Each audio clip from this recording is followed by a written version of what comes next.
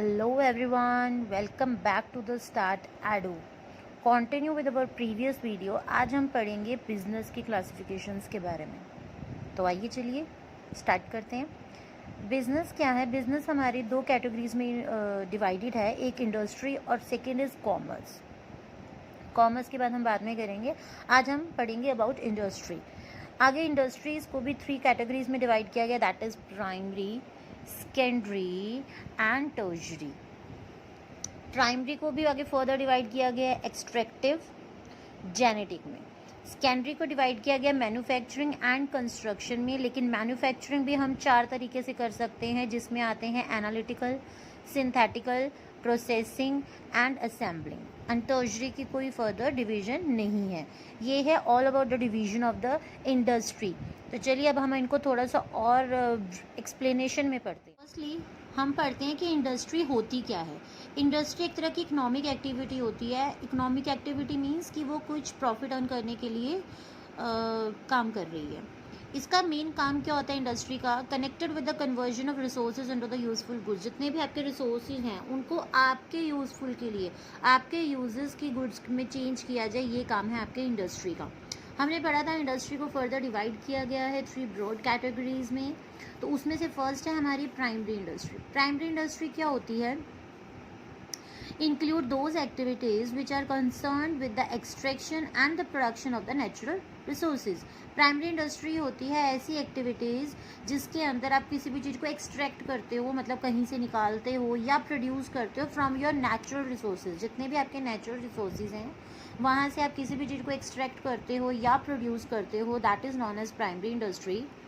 It also include the reproduction and development of the living organisms and plants. Living organism का reproduction करना, उनकी देखभाल करना, उनकी डेवलपमेंट करना, प्लांट्स की देखभाल करना, ये सब भी आपका प्राइमरी इंडस्ट्री के अंदर ही आता है।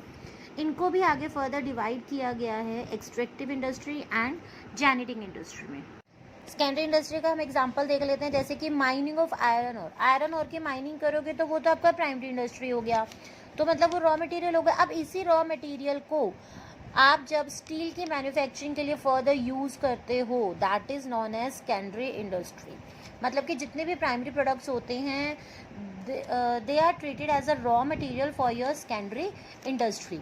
अब हमने पढ़ा था सेकेंडरी इंडस्ट्री को भी हमने फर्दर डिवाइड किया था टू में, that is manufacturing and construction industry में। तो अब उनसे की बारी आ गई है। मैन्युफैक्चरिंग इंडस्ट्री क्या होती है? जैसे इसके नाम से सजेस्ट हो रहा है, आप मैन्युफैक्चर कर रहे हो, मतलब कि कुछ ना कुछ बना रहे हो, प्रोड्यूस कर रहे हो। So engage in producing goods through processing of raw materials and thus creating form utilities. मतलब कि गुड्स को प्रोड्यूस करना बाय द प्रोसेसिंग, मतलब कि रॉ मटेरियल्स को यूज़ करके, उनको प्रोसेस करके, और ऐसी चीज़ें क्रिएट करना जो आपके यूज़ की हैं, जो आपकी यूटिलिटीज़ के लिए ज़रूरी हैं। इसको भी आगे फर्दर 4 कैटेगरीज में, मतलब हम 4 तरीके से मैन्युफैक्चरिंग इंडस्ट्रीज को यूज़ कर सकते हैं। दैट इज़ वो क्या क्या है? फर्स्ट है आपका एनालिटिकल इंडस्ट्री। एनालिटिकल इंडस्ट्री क्या होती है? Which analyse and separates the different elements from the same material. ये क्या करती है? एक ही मटेरियल से ये अलग अलग चीज़ें निकालती हैं, उसको एनालाइज करती है कि अच्छा इस चीज़ में से ये भी निकल जाएगा, इसमें से, जैसे दूध होता है हमारे घर में। दूध क्या होता है? दूध में से, अब मम्मी को पता है, दूध हम पी भी सकते हैं, दूध से चाय भी बन जाएगी, दूध से मलाई निकल जाएगी, मलाई से मक्खन निकल जाएगा, दूध से पनीर निकल जाएगा, दूध से दही भी बन सकता है, एंड सो ऑन। कितनी सारी चीज़ें हैं ना, मतलब एक ही मटेरियल से आप अलग अलग चीज़ें निकाल सकते हो। तो एनालिटिकल इंडस्ट्री का भी यही काम है कि वो एनालाइज करती है कि इस चीज़ों से क्या क्या निकल सकता है, और उनको, उन सारे एलिमेंट्स को सेपरेट करती है। इसका एग्जांपल हम इंडस्ट्री फॉर्म में ले लेते हैं ऑयल रिफाइनरी। जैसे ऑयल से हम बहुत कुछ निकाल सकते हैं।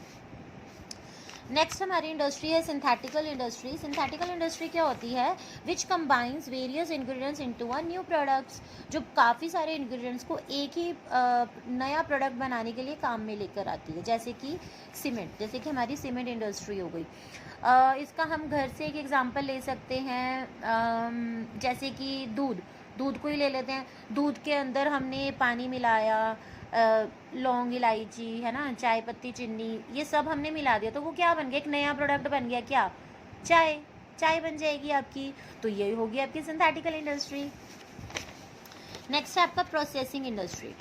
जैसे कि नाम से हो रहा है कि प्रोसेस हो रहा है, कुछ ना कुछ चल रहा है, रॉ मटेरियल्स के ऊपर कुछ ना कुछ काम चल रहा है to make it a final product. Involve further stages. So moving further, what is extractive industry? Extractive industry होती है, जैसे इसके नाम से ही सजेस्ट हो रहा है, कहीं से एक्सट्रैक्ट करना, मतलब कहीं से निकालना।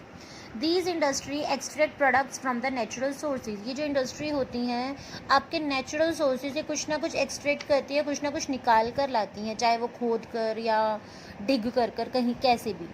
Supply some basic raw materials that are mostly products of the geographical और नेचुरल एनवायरनमेंट। वो आपको रॉ मटेरियल, जो हमारा रॉ मटेरियल आता है वो आपकी एक्सट्रैक्टिव इंडस्ट्री का आता है, मतलब कि आपके प्राइमरी इंडस्ट्री का पार्ट है रॉ मटेरियल। तो जो एक्सट्रैक्टिव इंडस्ट्री होती है वो आपको रॉ मटेरियल प्रोवाइड करती है अकॉर्डिंग टू द जियोग्राफिकल और योर नेचुरल एनवायरनमेंट। आप कौन सी एनवायरनमेंट में रह रहे हैं, कौन सी जियोग्राफी में आप रह रहे हैं, जियोग्राफिकल एरिया में आप रह रहे हैं, उसके अकॉर्डिंग वो वहाँ से क्या निकाल सकते हैं, क्या एक्सट्रैक्ट कर सकते हैं, वही प्रोडक्ट्स आपको as a raw material extractive industry provide करती है। कुछ इंपॉर्टेंट एक्सट्रैक्टिव इंडस्ट्रीज़ हैं जिसके अंदर क्या कुछ आता है आपके एक्सट्रैक्टिव इंडस्ट्री में। फार्मिंग आ जाती है, आपकी माइनिंग आ जाती है, आयरन का जो माइनिंग होती है। लम्बरिंग आ जाती है, लम्बरिंग होता है किसी चीज़ को कट करना टू गेट लम्बर। हंटिंग आ जाती है, आपकी फ़िशिंग ऑपरेशन आ जाता है, जो हम फ़िश वगैरह पकड़ते हैं, ठीक है, वो सब आपका किस में आ जाता है, एक्सट्रैक्टिव इंडस्ट्री में आ जाता है। आप देखो ये सारी चीज़ें क्या आप एक्सट्रैक्ट कर रहे हो, कहीं ना कहीं से निकाल रहे हो। फार्मिंग में आप खेतों से, है ना, अच्छी सॉइल से आप प्लांट्स को ग्रो करोगे। फिशिंग, आप समुद्र से फ़िश निकाल के दे रहे हो। तो ये सारी चीज़ें क्या हैं, एक्सट्रैक्टिव इंडस्ट्री का पार्ट है। फर्दर ऑन अब हम पढ़ते हैं about our genetic industry. Genetic industry क्या होती है? These industries engage in breeding plants and animals. ये इंडस्ट्रीज क्या काम करते हैं? आपके प्लांट्स और एनिमल्स की ब्रीड्स, अलग अलग प्रजाति को एंगेज, मतलब इनको ग्रो करने में, या आप कह सकते हो डेवलप होने में मदद करती है। और ये इनको क्यों डेवलप करती है? फॉर द फर्दर रिप्रोडक्शन, ताकि हम इनसे बार बार रिप्रोडक्शन करते रहें और इनकी amount in our India, in our environment, इसको इंक्रीज़ कर सकें।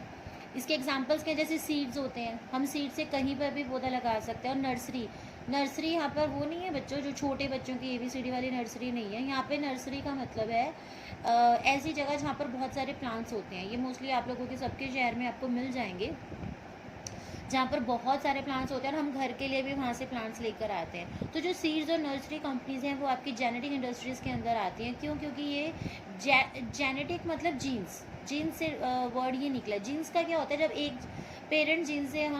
पेरेंट्स जीन्स को हम चाइल्ड जीन्स के अंदर कन्वर्ट कर देते हैं, मतलब हम कुछ ना कुछ रिप्रोडक्शन कर रहे हैं। तो जेनेटिक इंडस्ट्री का भी काम क्या है? आपके लिए कुछ ना कुछ रिप्रोड्यूस करना, ताकि हम उसकी ग्रोथ को इंक्रीज़ करते रहें। इसके कुछ और एग्जांपल्स भी हैं, जैसे कि cattle breeding farms, poultry farms, fish hatchery, ठीक है, ये सारे आपके आ जाते हैं जेनेटिक इंडस्ट्री में। तो ये थी हमारी प्राइमरी इंडस्ट्रीज़ के part, that is extractive industries and the genetic industry. I hope आपको समझ आया होगा। अब मूव फर्दर ऑन, अब हम पढ़ेंगे about the secondary industries. Secondary industries क्या होती हैं? Concern with using the materials which have already been extracting in the primary stage. ये कंसर्न करती है जो भी मटेरियल्स आपने प्राइमरी लेवल में या प्राइमरी इंडस्ट्री में निकाले हैं, प्राइमरी इंडस्ट्री ने निकाले हैं, वो इनको आगे फर्दर यूज़ करती है एज अ रॉ मटेरियल। मतलब कि जो हमारा प्राइमरी इंडस्ट्री ने जितनी भी चीज़ें निकाली हैं वो एक रॉ मटेरियल हो गया for your secondary industry. Further stages for manufacturing the finish products, मतलब कि उन रॉ मटेरियल्स को बार बार प्रोसेस करते रहना और फाइन फिनिश प्रोडक्ट्स के लिए उसको प्रिपेयर करना, वो आपकी आ जाती है प्रोसेसिंग इंडस्ट्री, जैसे कि sugar and paper. Next is assembling industry. Assembling industry, जैसे नाम असेंबल क्या होता है? असेंबल का मतलब होता है जब आप अलग अलग चीज़ों को एक ही जगह पर इकट्ठा कर देते हो। असेंबल कर देते हो मतलब इकट्ठा करके मिला देते हो उनको, ठीक है, ये होती है असेंबल। तो असेंबलिंग इंडस्ट्री क्या होगी? जब आप अलग अलग कंपोनेंट्स को, अलग अलग कंपोनेंट्स पार्ट्स से आप एक नया प्रोडक्ट क्रिएट करोगे, so that is a assembling industry. देखो आपको शायद कन्फ्यूजन हो कि सिंथेटिकल इंडस्ट्री में भी हमने अलग अलग इंग्रेडिएंट्स मिलाए थे तो न्यू प्रोडक्ट आ गया था, असेंबलिंग में भी हम यही कर रहे हैं। बट इसमें एक डिफरेंस है कि सिंथेटिकल में हम इंग्रेडिएंट्स इंग्रेडिएंट्स यूज़ कर रहे थे, लेकिन असेंबलिंग में हम एक प्रॉपर पूरा पार्ट यूज़ कर रहे हैं हाँ एक नया प्रोडक्ट बनाने के लिए। आपको देखो एग्जांपल से और ज़्यादा क्लियर हो जाएगा। जैसे कि इसका एग्जांपल है टेलीविज़न। टेलीविज़न में कितने सारे पार्ट्स होते हैं ना, साउंड का अलग, ऑडियो का अलग, और पता नहीं कौन सी तारे वारे होती रहती हैं, है ना। तो कितने तरह की होती है, कार हो गया, कंप्यूटर हो गया। ये आपके कुछ एग्जाम्पल्स हैं आपकी असेंबलिंग इंडस्ट्री के। तो ये था all about your manufacturing industry. की मैन्युफैक्चरिंग इंडस्ट्री भी आगे 4 तरह की हो सकती है, that is analytical industry, synthetical industry, processing industry and your assembling industry. अब आपकी सेकेंडरी इंडस्ट्री में एक और इंडस्ट्री आती है, that is construction industry. Again name suggest कर रहा है कंस्ट्रक्शन, मतलब आप किसी ना किसी चीज़ को बना रहे हो। तो जितना भी आपका कंस्ट्रक्शन वर्क आता है, लाइक बिल्डिंग बनाना, डैम्स बनाना, ब्रिजेस बनाना, रोड्स बनाना, इवन टनल्स और कैनल्स वगैरह बनाना, ये सारे आपके कंस्ट्रक्शन इंडस्ट्री का पार्ट है। और जो हमारे इंजीनियर होते हैं या हमारे आर्किटेक्चर होते हैं, ठीक है, ये जो लोग होते हैं, इनकी जो स्किल्स होती है वो जो है कंस्ट्रक्शन इंडस्ट्री के लिए ही बनी होती है। मतलब ये लोग मेन कंस्ट्रक्शन इंडस्ट्री के लिए ही जाने जाते हैं। तो ये था बच्चों सब all about your secondary industry. Now move further on the last one, tertiary industry. Tertiary industry third. टर्जरी मतलब प्राइमरी मतलब फर्स्ट, सेकेंडरी मतलब सेकेंड, एंड टर्जरी मतलब थर्ड। तो ये क्या होती है, ये आपको कुछ ऐसी सर्विसेज प्रोवाइड करती है जो प्राइमरी और सेकेंडरी को अपना काम करने के लिए हेल्प करती हैं, ठीक है।